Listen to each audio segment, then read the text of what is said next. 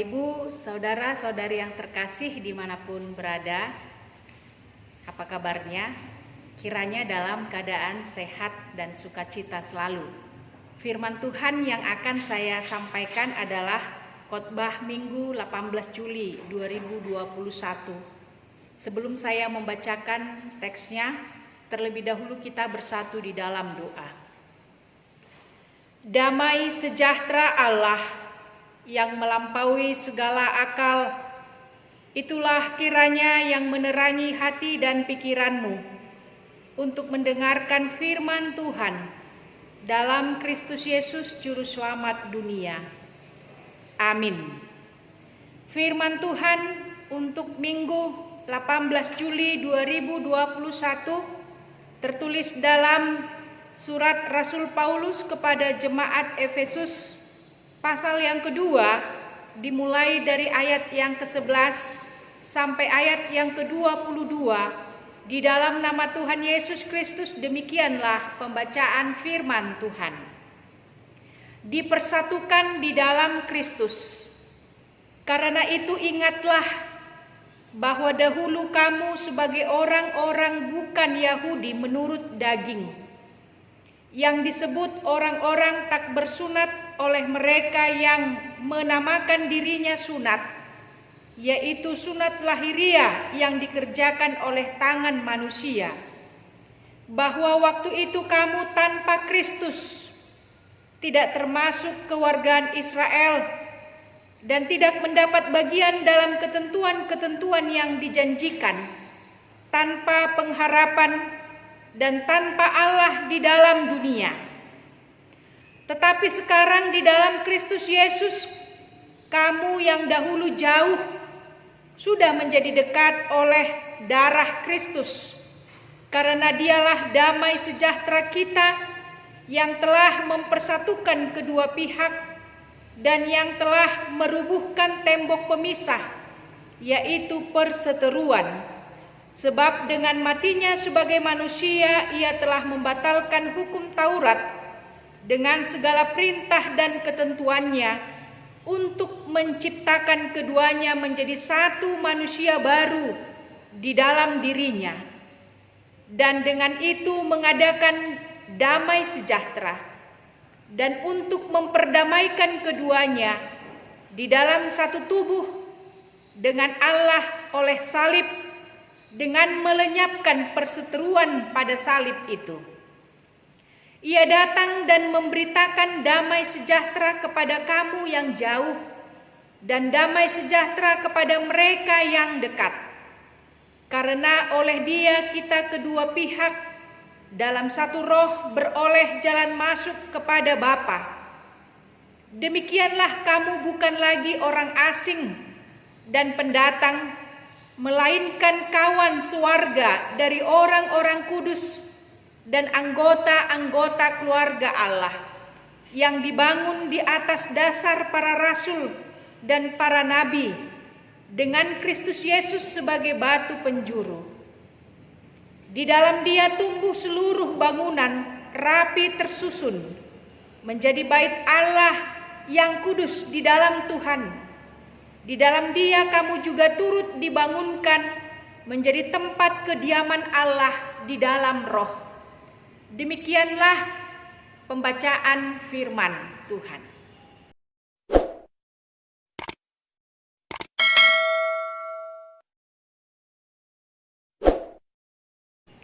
Saudara-saudari yang terkasih,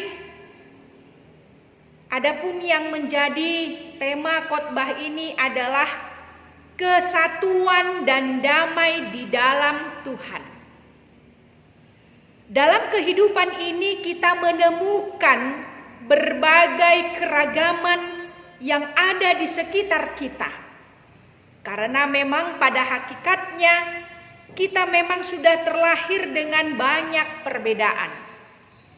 Namun hendaknya perbedaan itu membuat kita saling melengkapi satu sama lain, bukan menjadi jurang pemisah dan menciptakan batas-batas yang memisahkan. Sehingga ada orang yang merasa paling benar, merasa paling hebat, merasa paling bisa, merasa paling kudus, merasa paling rohani, merasa paling suci, paling bertalenta, dan kemudian menganggap orang lain di sekitarnya itu lebih rendah, lebih buruk, dan lebih di bawah.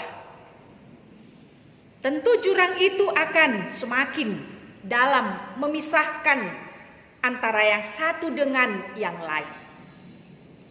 Ketika kita membaca surat Efesus ini memperlihatkan bagaimana Kristus telah mempersatukan orang bukan Yahudi dan orang Yahudi dengan merubuhkan tembok pemisah, yaitu perseteruan yang memisahkan mereka. Orang Efesus adalah penyembah Artemis, dewi termasyur di Efesus.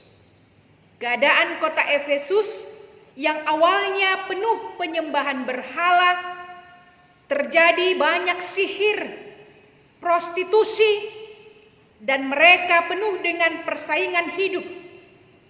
Namun, lewat Rasul Paulus yang mewartakan Yesus Kristus kepada orang Efesus, mereka menjadi percaya. Rasul Paulus bekerja di Efesus sekitar 3 tahun membangun jemaat. Salah satu masalah atau kesulitan yang terbesar di dalam jemaat Efesus disebabkan oleh beberapa orang yang berusaha memecah belah para pengikut Tuhan menjadi berkelompok-kelompok yang berbeda-beda. Karena itu, Paulus dalam suratnya mengangkat masalah kesatuan di dalam jemaat sebagai salah satu persoalan yang paling utama di dalam surat Efesus. Rasul Paulus mengatakan bahwa mereka yang beriman kepada Yesus Kristus dipilih oleh Roh Allah untuk menjadi bagian dari satu tubuh, yaitu jemaat. Tubuh itu menjadi satu Tuhan, satu iman, dan satu baptisan. Namun, bagaimana mereka menjadi satu tubuh, yaitu jemaat, jika masing-masing membedakan dan beranggapan bahwa orang Yahudi dan bukan orang Yahudi tidak boleh berhubungan? Sebab menurut mereka, orang Kristen Yahudi, bahwa yang bukan Yahudi adalah orang yang tak bersunat. Saudara-saudari yang terkasih, perikop khotbah ini di dalam Alkitab diberi judul dipersatukan di dalam Kristus. Semua orang yang percaya kepada Yesus dipersatukan di dalam satu tubuh. Orang-orang Yahudi yang mengagungkan sunat mengatakan bahwa orang yang bukan Yahudi harus terlebih dahulu disunat apabila mereka menjadi Kristen. Dalam pemikiran orang Yahudi bahwa mereka adalah umat Allah yang kudus, umat Allah yang suci, sehingga sulit bagi mereka untuk menerima orang luar, yaitu yang bukan Yahudi. Dan ketika mereka bisa menerima orang yang bukan Yahudi dengan beberapa syarat, yaitu mereka harus mau disunat dan menaati hukum-hukum lainnya serta tradisi-tradisi Yahudi. Paulus menjelaskan dalam teks ini bagaimana keadaan mereka dahulu, yaitu bisa kita baca di ayat 11 sampai ayat 14. Dahulu mereka tanpa Kristus, hidup tanpa pengharapan, tidak beroleh janji, dan tanpa Allah.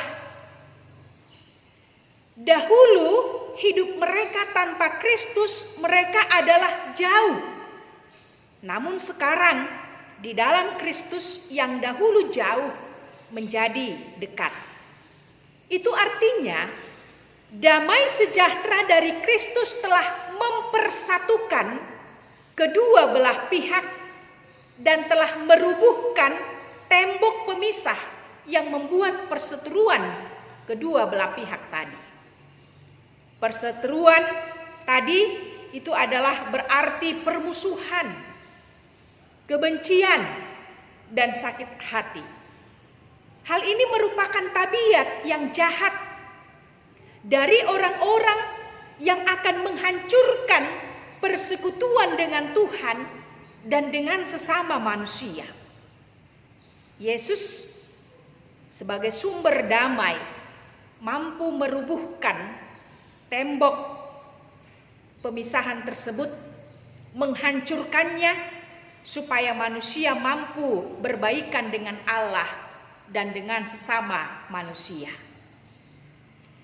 Rasul Paulus juga menjelaskan bahwa keselamatan itu semata-mata hanya oleh karunia Tuhan.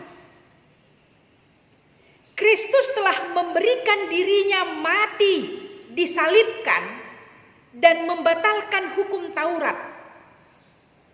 Tadi bisa kita baca di ayat 15. Hukum-hukum yang memisahkan orang Yahudi dan bukan Yahudi seperti hukum sunat dan makanan haram atau halal. Yesus juga membatalkan fungsi hukum Taurat sebagai jalan keselamatan. Hukum Taurat tidak dapat menyelamatkan manusia dan tidak dapat membenarkan orang berdosa.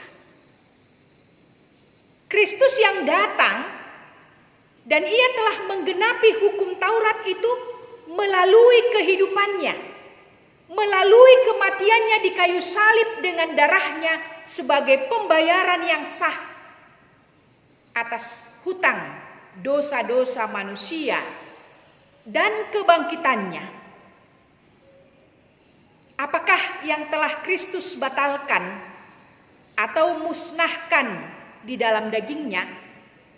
Yaitu hukum Taurat dengan perintah-perintah dan ketentuan-ketentuannya. Hukum Taurat diberikan adalah untuk mengatur kehidupan manusia, untuk mengungkapkan betapa berdosanya manusia, untuk menyiapkan jalan bagi Kristus. Dan dalam hal ini hukum Taurat adalah sebagai penuntun orang buta dan terang bagi mereka yang di dalam kegelapan. Yesus datang memberitakan damai sejahtera kepada kedua belah pihak, orang Yahudi dan bukan orang Yahudi. Dan Yesus sendiri yang mengerjakan tindakan perdamaian tersebut melalui kematiannya di kayu salib. Yesus Kristus sebagai damai sejahtera itu telah mempersatukan kedua belah pihak, Yahudi dan bukan orang Yahudi, mendamaikan manusia dengan Allah, membuka jalan masuk kepada Bapa, menjadikan manusia sebagai keluarga dan mempersatukan setiap orang yang percaya sebagai kawan sewarga dari orang-orang kudus dan membangun hidup manusia menjadi bait Allah yang kudus. Bapak Ibu yang terkasih, tema di atas atau tema khotbah ini adalah kesatuan dan damai di dalam Tuhan. Rasul Paulus dalam teks ini sudah menjelaskan bahwa kita tidak lagi menjadi orang asing, tidak lagi menjadi seorang pendatang, tetapi sudah menjadi kawan sewarga dan menjadi anggota keluarga Allah. Bagaimana gereja saat ini menghadirkan suasana keluarga Allah? Bagaimana anggota jemaat bisa menjadi kawan sekeluarga Allah jika mereka tidak saling mengenal di tengah-tengah gereja tersebut? Dalam sebuah gereja, jika sudah memiliki 100 lebih kepala keluarga, mungkinkah bisa saling mengenal? Gereja harus menjadi satu rumah bagi setiap jemaat. Tidak ada orang asing di dalam gereja itu, tetapi semuanya adalah satu keluarga, yaitu keluarga Allah. Amos Yong dalam bukunya Hospitality and the Other mengatakan bahwa makna penting yang dapat diambil dari kisah hidup Yesus dan pelayanan gereja perdana, gereja mula-mula adalah tema-tema seputar kekeluargaan, persekutuan meja makan, dan peziarahan. Jika seseorang tidak menyukai seseorang atau tidak ingin menjadi bagian dari suatu kelompok masyarakat, maka ia tidak akan mau makan bersama. Bahkan ketika meninggalkan makan bersama keluarga menunjukkan suatu kemarahan atau pemisahan diri. Yesus sendiri duduk dan makan bersama dengan orang-orang yang dianggap oleh orang banyak orang yang berdosa. Tetapi Yesus makan bersama dengan mereka. Maka dahulu mereka, yaitu orang Yahudi dan bukan orang Yahudi, sebelum di dalam Tuhan adalah orang asing, adalah pendatang. Kedua kelompok ini tidak bisa berhubungan, apalagi sampai makan dalam satu meja makan. Tetapi setelah mereka di dalam Tuhan, tidak ada lagi Yahudi, tidak ada lagi non-Yahudi, tetapi mereka menjadi satu keluarga, menjadi kawan sewarga dari orang-orang kudus dan membangun hidup manusia menjadi bait Allah yang kudus. Khotbah hari ini menyuarakan sebuah gambaran yang indah tentang gereja. Gereja adalah sebuah rumah, baik rumah kita, rumah warga jemaat, dan juga untuk Tuhan, rumah Tuhan. Gereja adalah rumah Tuhan. Kita adalah satu di dalam Tuhan, menjadi kawan sewarga dari orang-orang kudus. Karena itu, melalui teks khotbah ini ada beberapa hal yang mau disampaikan. Yang pertama, Kristus telah mempersatukan semuanya. Sebagai orang yang percaya, ketika kita melihat orang lain berbeda dengan kita, bukan berarti mereka menjadi musuh kita atau menganggap mereka lebih rendah, menganggap mereka orang berdosa, sedangkan kita adalah orang yang kudus dan suci. Darah Kristus telah meruntuhkan tadi tembok pemisah. Karena itu jangan lagi kita membangun tembok-tembok pemisah tadi. Misalnya dalam kehidupan bergereja, kita bersekutu dengan warga jemaat yang datang dari latar belakang yang berbeda, baik usia, gender, pendidikan, ekonomi, bahkan budaya yang berbeda-beda. Itu sebabnya kalau kita lihat di gereja pada saat ini, ketika ada warga jemaat, pertama sekali gereja di tempat tersebut, atau ketika dia mendaftarkan diri sebagai anggota jemaat di satu gereja, maka gereja akan menyambutnya sebagai kawan atau sewarga dalam keluarga Allah, dan bukan lagi sebagai orang asing atau sebagai orang pendatang.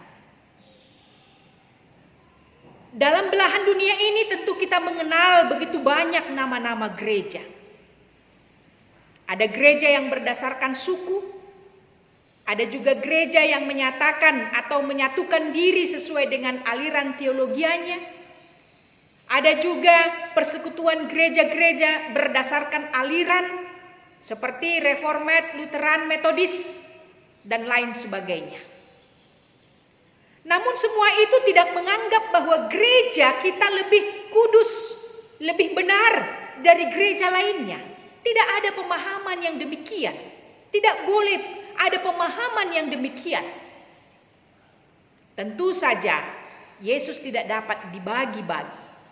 Sehingga kita berpikir biarlah tangan Tuhan Yesus di gereja A, kaki Tuhan Yesus di gereja B. Sebab Yesus tidak bisa dibagi-bagi. Karena itu Tuhan Yesus berkata, supaya mereka semua menjadi satu, sama seperti Engkau ya Bapa di dalam aku dan aku di dalam Engkau. Kristus mempersatukan, bersatu di dalam hati, di dalam pikiran dan perasaan, dan misi mewujudkan kerajaan Allah di tengah-tengah dunia ini. Membangun tubuh Kristus secara bersama-sama. Gereja yang sejati adalah gereja yang meletakkan Kristus sebagai batu penjuru. Itulah yang mempersatukan segalanya di dalam gereja. Hanya Yesus yang menjadi pusat dan dasar utama kita untuk mengusahakan kesatuan tubuh Kristus, bukan ajarannya, bukan dogmanya, bukan kesamaan suku, bukan kesamaan sejarah dan kesamaan lainnya, tetapi disatukan di dalam kesatuan tubuh Kristus. Yang kedua, Yesus mendamaikan dan menjadikan mereka menjadi manusia baru, dalam arti bahwa mereka tidak lagi hidup di dalam dosa. Manusia baru hanya akan didapat di dalam persekutuan dengan Kristus Yesus. Sebagai manusia baru, Paulus juga mengingatkan kita bahwa hidup kita berbeda dengan orang-orang yang belum mengenal Kristus atau tidak di dalam Kristus, di mana hidup mereka dipenuhi dengan pikiran yang sia-sia dan hidup jauh dari Allah. Hidup di dalam kecemaran hawa nafsu, kedegilan hati. Tetapi manusia baru adalah manusia yang hidup berdasarkan nilai-nilai baru, yaitu nilai-nilai Allah dan bukan berdasarkan nilai-nilai manusia. Sehingga tujuan hidup manusia adalah untuk memuliakan Allah, bukan untuk memuliakan diri sendiri, seperti saat tidak dan belum mengenal Kristus. Yang ketiga dan yang terakhir, kamu bukan lagi orang asing, kamu bukan lagi orang pendatang, melainkan kawan sewarga dari orang-orang kudus dan anggota-anggota keluarga Allah. Sebagai orang yang sudah diselamatkan oleh Yesus, kita tidak lagi menjadi orang asing. Kita tidak lagi menjadi orang pendatang. Kita sudah menjadi anggota keluarga Allah. Maka yang perlu dilakukan gereja saat ini adalah sudah saatnya gereja memberlakukan hospitalitas atau gereja yang mencerminkan keramah tamahan Allah yang menyambut setiap orang sebagai tamunya. Gereja harus memahami dirinya sebagai pelayan keluarga Allah bagi mereka yang minoritas ataupun diasingkan, sehingga Hospitalitas membangun suasana akrab, membangun penuh kasih yang melampaui batas-batas sosial dan membangun sebuah komunitas. Kerahmah tamahan gereja, hospitalitas gereja yang terungkap dalam keterbukaan yang berakar pada cinta yang diungkapkan oleh hati yang terbuka, tangan yang terbuka, rumah yang terbuka akan membawa kebahagiaan dan damai sejahtera bagi seluruh umat Allah. Amin.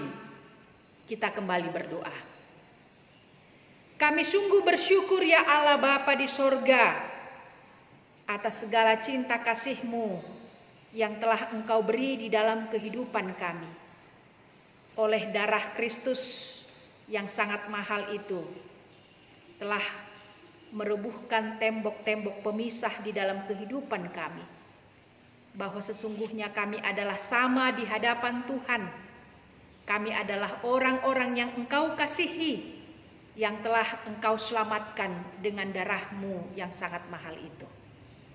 Biarlah di dalam kehidupan kami Tuhan, jika kami menghadapi perbedaan-perbedaan di dalam kehidupan kami, semuanya itu tidak menjadi jurang pemisah, tetapi itu membuat kami semakin saling melengkapi dan saling membangun, bahwa kami semuanya adalah umat Allah. Terpujilah Engkau, ya Tuhan Yesus Kristus.